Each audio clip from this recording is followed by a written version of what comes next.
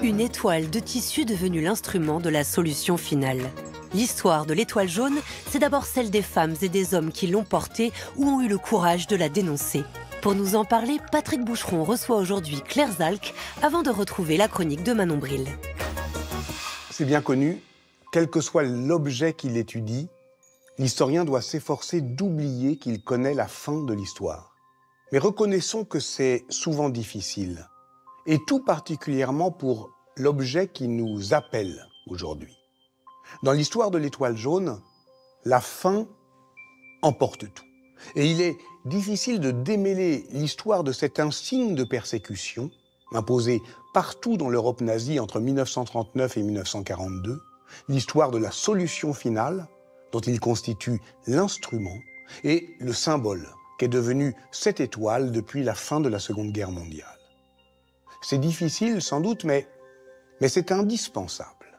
À l'heure où certains polémistes d'extrême droite essaient de jeter un doute venimeux sur les résultats les mieux établis de la recherche, la meilleure arme des historiens, c'est leur rigueur, leur calme, leur méthode et les archives sur lesquelles ils s'appuient. Claire Zalck les connaît bien, les archives de l'étoile jaune, elle qui a étudié dans le détail des procédures administratives les persécutions contre les Juifs dans la France occupée. C'est avec ces archives qu'elle vient nous parler aujourd'hui. C'est un objet qui symbolise la persécution. Et c'est pour cela qu'il y a tout un ensemble de personnes qui ont déposé leurs étoiles, ou les étoiles portées par leurs proches, disparus, au mémorial de la Shoah, qui nous fait donc l'amitié de nous prêter ces objets aujourd'hui. Et par exemple, celui-là qui est très fort, c'est cette étoile qui est cousue sur la robe de Thérèse Schmuckler, qu'on peut voir ici portant la robe sur cette photo. Et cette petite Thérèse qui est déportée à l'âge de 13 ans, avec donc sa famille qui dépose cette robe comme une relique. Donc face à un objet qui est à la fois désemparant, objet de mémoire et qui a une charge très très forte, émotionnelle, l'historien le place dans un ensemble, dans un corpus d'archives, sur la mise en vigueur notamment de cette mesure, un corpus de photographies, un corpus de témoignages. Et c'est en enserrant en fait, dans une matérialité technique d'autres objets qui vont éclairer sa fabrication, qui vont éclairer son usage, qui vont éclairer la manière dont il a été vécu, porté, qu'on peut tenter d'en faire l'histoire. À quand remonte l'histoire de l'étoile jaune ? On peut la replacer sans doute dans une histoire longue des marques symboliques de la discrimination, y voir l'héritage des signes infamants imposés dès le XIIIe siècle aux prostituées, aux lépreux comme aux juifs. À ces derniers, on impose en France en 1269 le port de la rouelle, sous le règne de Saint-Louis. De la rouelle à l'étoile jaune, tout a changé cependant. Aux haines religieuses s'est mêlée à la fin du XIXe siècle la haine raciale, qui rend la définition du juif toujours plus floue. Le juif n'est plus seulement celui qui pratique le judaïsme ou se réclame de la tradition juive. Il devient l'ennemi racial invisible par excellence, précisément parce qu'on ne peut pas l'identifier. Le bouc émissaire soupçonné de tramer dans l'ombre des complots à l'échelle du monde. Protocole des sages de Sion ou judéo-bolchevisme. Pour les nazis, décidés à éradiquer la peste juive et à achever la guerre que depuis 6000 ans les juifs livreraient contre la race nordique, il faut identifier l'ennemi pour le détruire. Voilà le sens de ces insignes de stigmatisation proposés par Goebbels dès mai 1938 et imposés pendant la Seconde Guerre mondiale sous différentes formes dans toute l'Europe nazie. Brassard blanc et étoile bleue à 6 pointes en Pologne, sur le bras droit, dès l'automne 1939. Bouton en forme d'étoile en Bulgarie. Étoile jaune imposée aux Juifs allemands sur tout le territoire du Reich le 1er septembre 1941, puis mise en place au Luxembourg à partir d'octobre. Le 7 juin 1942, dans la foulée de son adoption en Belgique et aux Pays-Bas, la 8e ordonnance allemande impose l'étoile jaune dès l'âge de 6 ans dans la France occupée. Dans ces 3 pays, où elle apparaît alors que s'accélèrent les mesures antisémites et la déportation, l'étoile constitue d'emblée un instrument de la solution finale. On a tout un ensemble de documents d'archives qui relatent comment cette étoile a été fabriquée, donc les commandes qui ont été passées, les 5000 mètres carrés de tissus qui ont été passés à une entreprise de fabrication textile, mais également les clichés pour fabriquer le tampon qui va ensuite être imprimé sur le tissu, et puis ensuite l'impression. Et alors ces étoiles ne sont pas données. Les Juifs qui doivent porter l'étoile doivent payer les étoiles. Il y a plusieurs manières de payer. Il y a donner un point de textile. Et donc là, on voit les documents en expliquant toutes les manières précises.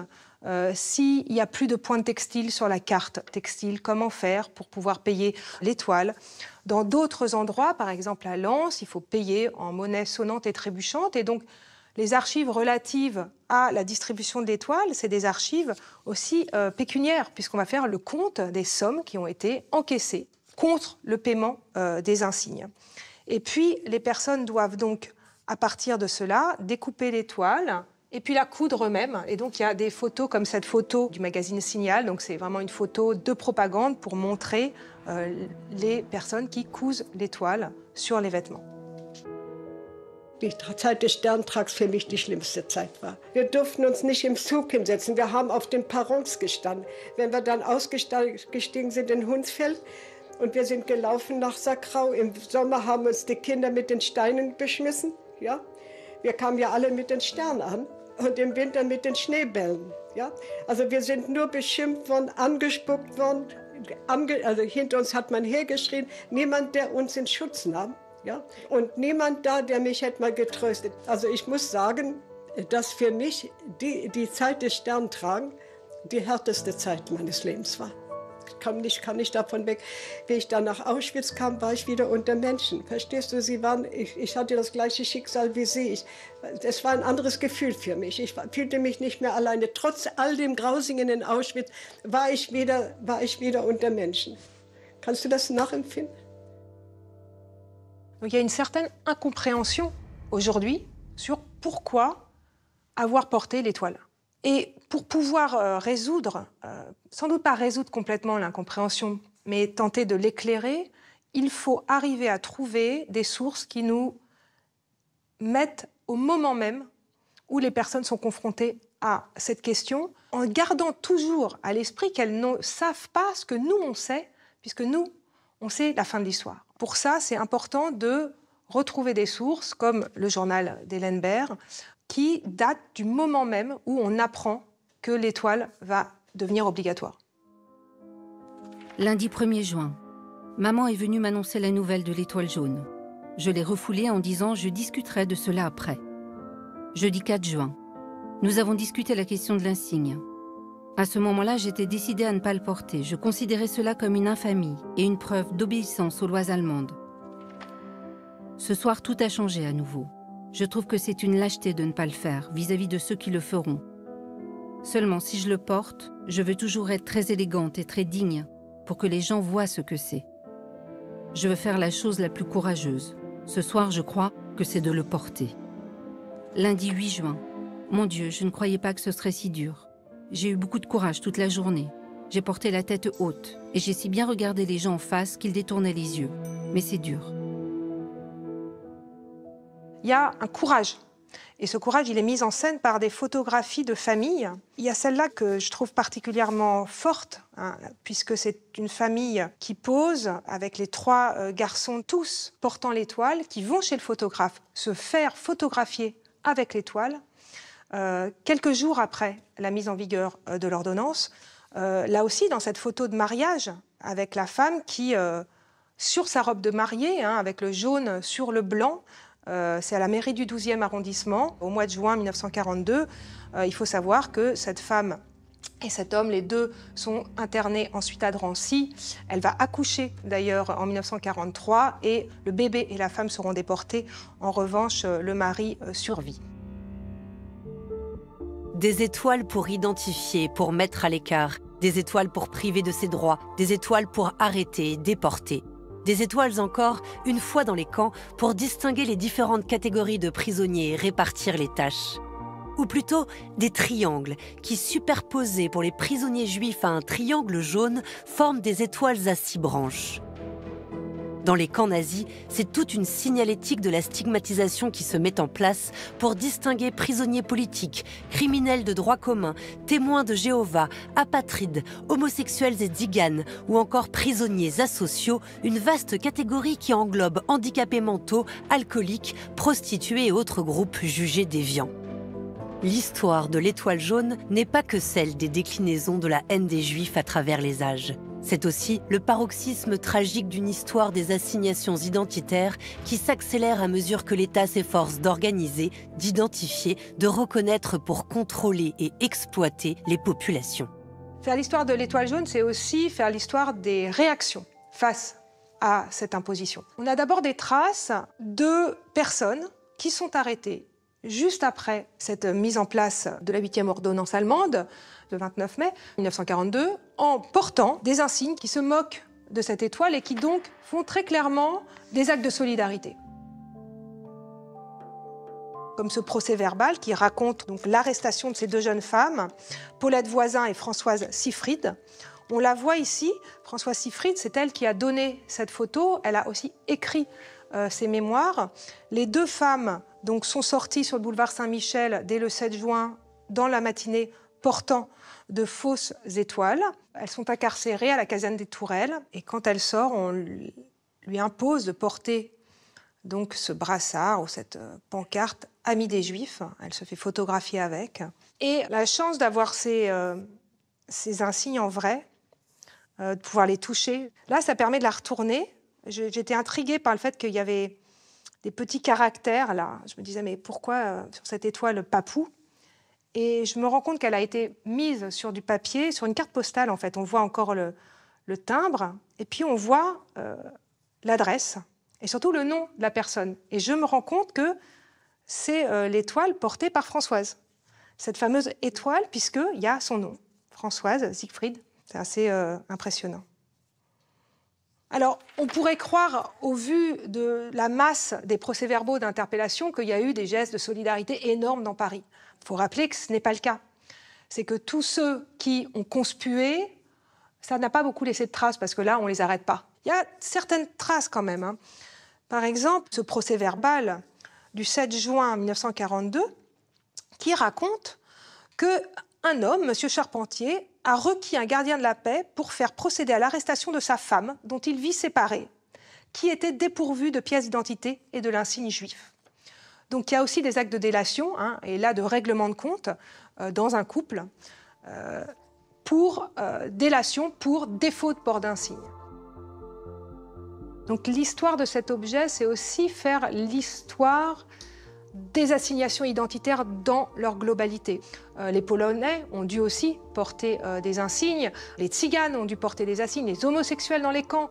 Ce marquage, c'est quelque chose qui va au-delà, pendant le contexte de la Deuxième Guerre mondiale, du marquage des Juifs, mais bien au-delà, je crois qu'il nous fait aussi penser à ce que ça veut dire d'être assigné à quelque chose.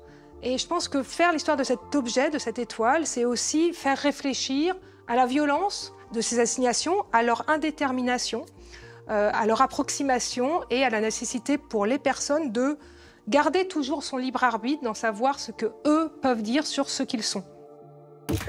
Et maintenant, Manon Bril déjoue la frontière entre histoire et culture populaire.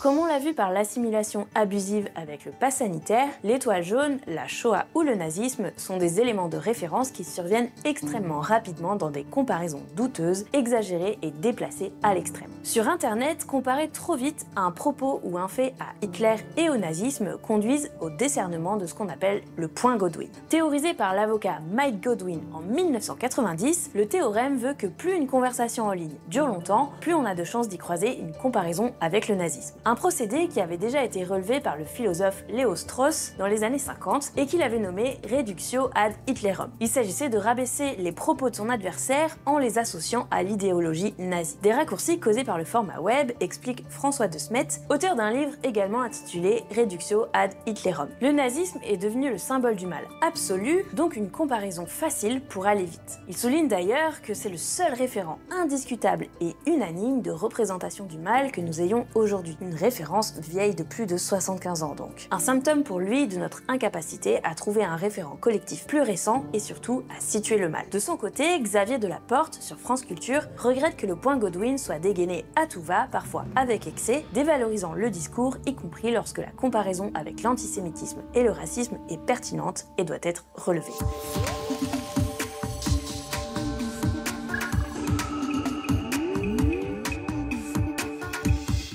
Il est poignant, le récit d'Hélène Baird.